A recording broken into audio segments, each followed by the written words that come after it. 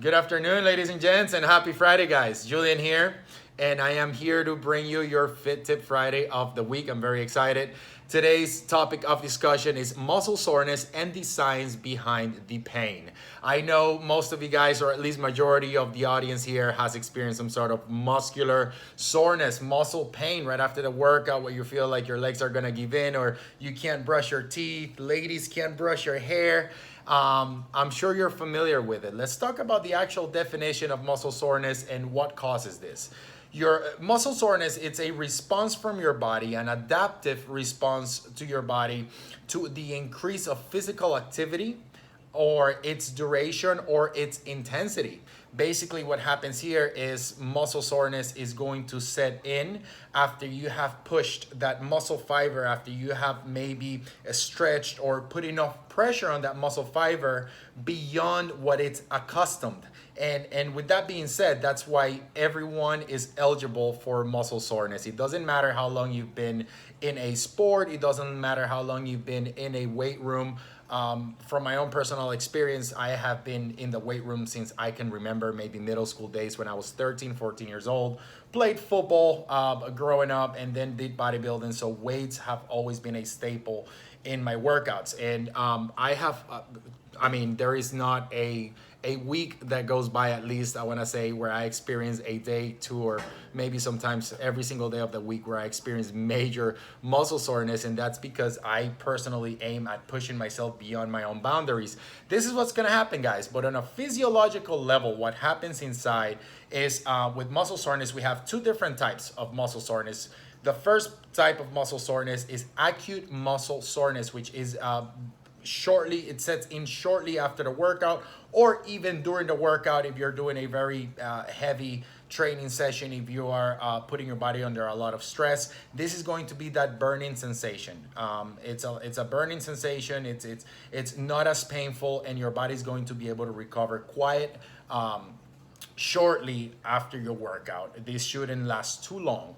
Lactic acid is a recovery aid basically provided by your body, of course, and this aids the recovery process for acute soreness. Now, let's talk about the soreness where you think you're fine the next day, and then come the second day or the third day, you are in chronic pain. This is the delayed onset muscle soreness, or DOMS, and it's known for basically the tear. Not known, I apologize. The definition of the soreness. It's a microscopic tear in the muscle tissue, in the muscle fiber, while the workout, while you were working out, while you were training, you pushed that muscle fiber again past what it's accustomed, and you actually tore into it. And later on, we know that during the recovery process, this muscle fiber is actually going to generate itself, and it's going to end up building new muscle mass microscopically. This is how we actually gain muscle. But before we get to that, we're going to go through a period of pain, and this is where the soreness sets in. The inflammation that it's caused by the microscopic tear, it's what causes the pain. So there's a few ways, guys. Now that you know what causes soreness, there's a few ways to mitigate with this. I highly recommend heat. Heat treatment is going to be very efficient whenever the muscle is tense, whenever the muscle is hurt, whenever the muscle is inflamed. If you bring heat, that's going to relax the muscle and allow your body to heal a little bit quicker. I also recommend going from heat to cold. It's a good switch here. It's going to keep the blood flow circulating and basically flushing in and out. So first you relax the muscle, then you apply the cold. You bring some of that good blood flow in, and this helps the recovery. Also stretching. If you feel very, very sore, there's a good chance that your muscles are stiff, so you might want to get on a foam roller or do a quick stretch at home. Also, guys, very important, hydration. Nothing aids recovery more than a good hydrated muscle. So make sure you provide your body with plenty of water, and maybe even don't be afraid to add a little bit of maybe sea salt or kosher salt, some sort of mineral to your water in order for your muscles to get better hydration. But the most important part, and really the whole takeaway of this video, my main focus is to tell you that the best way to prevent chronic soreness to where it's almost too uncomfortable, two simple things, guys. Number one, gradual progress.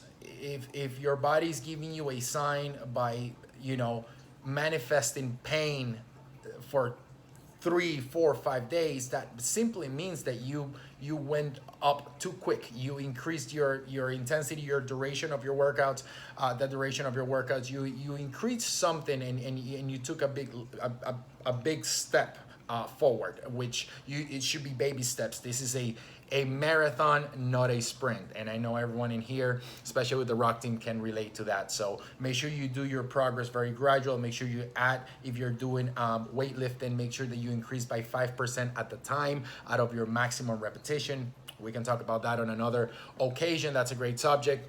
But gradual progress is key and the most important. And I'm gonna wrap up with this one, guys. It's proper nutrition. If you expect your body to recover and maximize at a faster pace, you must provide it with better nutritional value. If your soreness lasts longer than 3, 4, 5 days, that means, again, big red flag that your body doesn't have the proper nutrients to heal itself at a better pace or in a more efficient way. Good recovery is a sign of good health. So make sure that you check your micronutrients. Are we missing out on protein for muscle recovery? Do we not have enough glycogen coming from carbohydrates? Are my fats too low? Am I maybe providing my body with fats that are not so healthy? And everything, everything works together here. It's a one body. And it's a synergetic effect in between being able to get a good stretch, as I said before, maybe a warm bath, even Epsom salt. But the most important part is understanding that preventing this chronic soreness, it's easily done by constantly being hydrated, by providing your body with proper nutrients and foods, and simply listening to the signs that your body's giving you. Remember that no one also is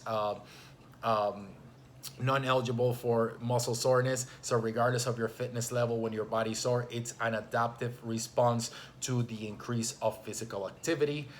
It's also not a sign of fitness. So just in case, I hear these a lot, oh, how come you get sore but you're so fit? It has nothing to do. It's a physiological response.